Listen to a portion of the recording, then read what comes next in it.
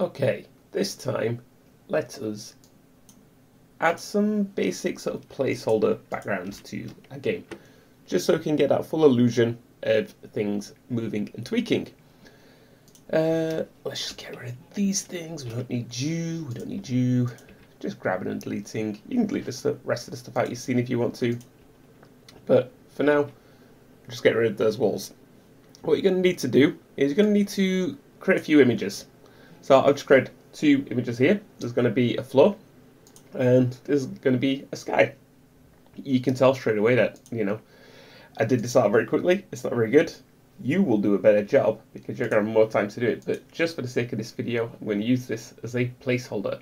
So all I've done is I've gone onto the website Photopea. You can use Photoshop or Krita or whatever you wish to for this. And I've created just a new canvas, which is 1024 by 1024 pixels. That would be fine for something on mobile. Obviously, you could go even higher if you wanted to, but I think that'll be fine for something like this. And let's go ahead, and once you've done it, we're going to simply export them. We can export them either as PNGs or JPEGs, but considering there's no transparency information, we'll just do them both as JPEGs.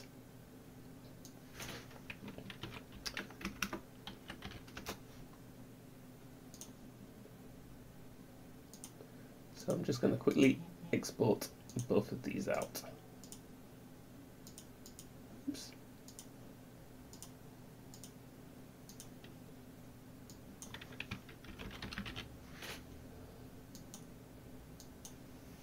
Okay, so I've completed and made both of those images. Like I say, you will hopefully have nicer images, but I've got them, we've exported them. What I'm going to do now is I'm going to bring them in to a folder. So I'm just going to make a new folder for it, and let's call this new folder Textures. Open it up, and I'm going to import them by right-clicking and saying Import to Game.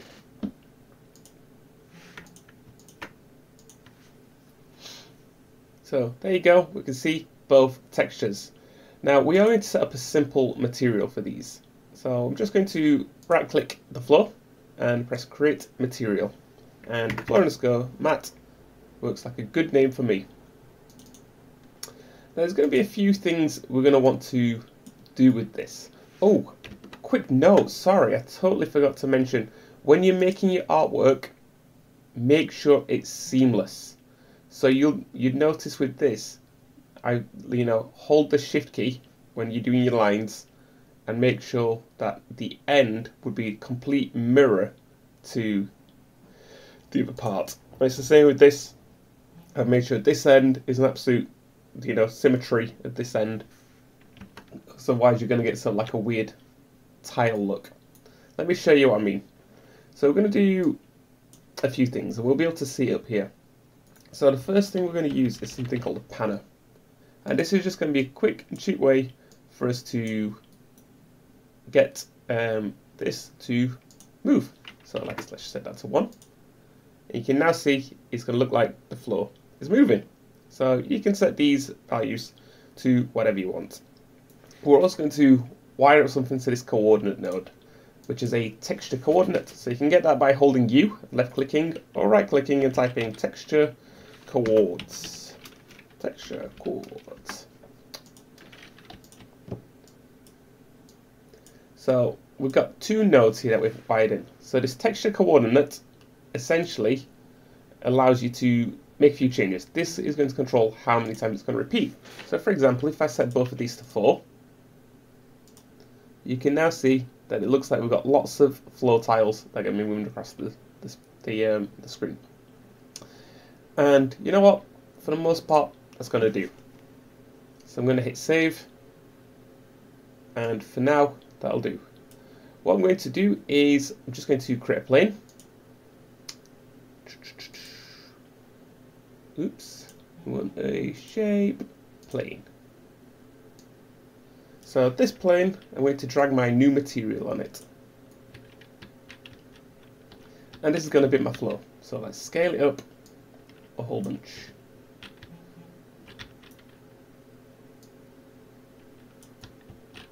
And let's move it more or less around there. Let's see how that's looking.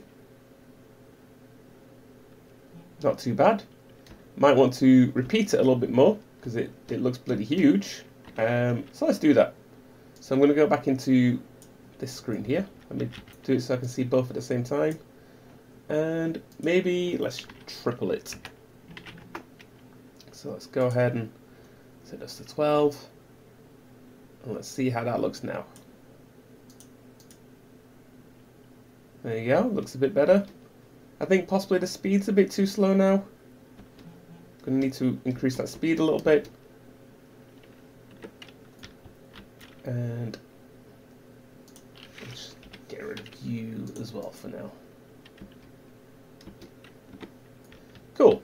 So we could scale this like that, and maybe that sort of looks fine for your artwork. You could also hold Alt and duplicate it and sort of just place it in the right spot like that, which is what I'm going to do. So holding Alt, just dragging off it and placing it in the right spot. Alright. Look at that. Oh, it's really coming together nicely. Let's double the speed, see how that looks. A lot better.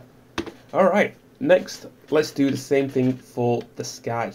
So I'm just going to right click, create material, open that by double clicking it, and it's actually going to be the same nodes. We're just going to use the same node, so I'm going to be lazy and I'm going to copy and paste them here and wire them in, and let's press save. So you can actually see we're doing a lot on the Y, on the V, sorry, that we don't want to. So let me set you back to 1.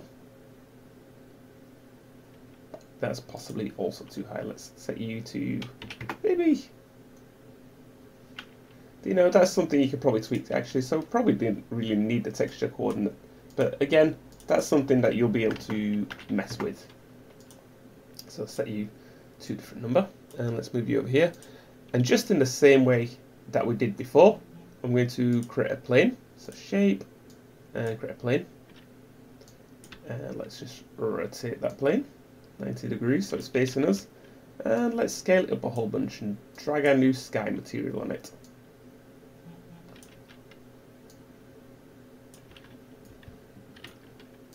And we'll sort of tweak that, get that sort of in the right place. Okay, gonna need to be a lot bigger than that. Now obviously at this point, the better you do with your artwork, the better this is going to look. And I've just done a simple sky. But if you actually look at sort of JetPack Joyride in itself,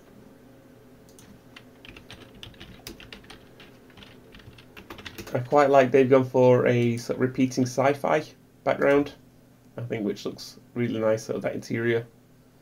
So you could also, create something quite nice with this kind of shape too. But that's for you to figure out and find out what you want to do.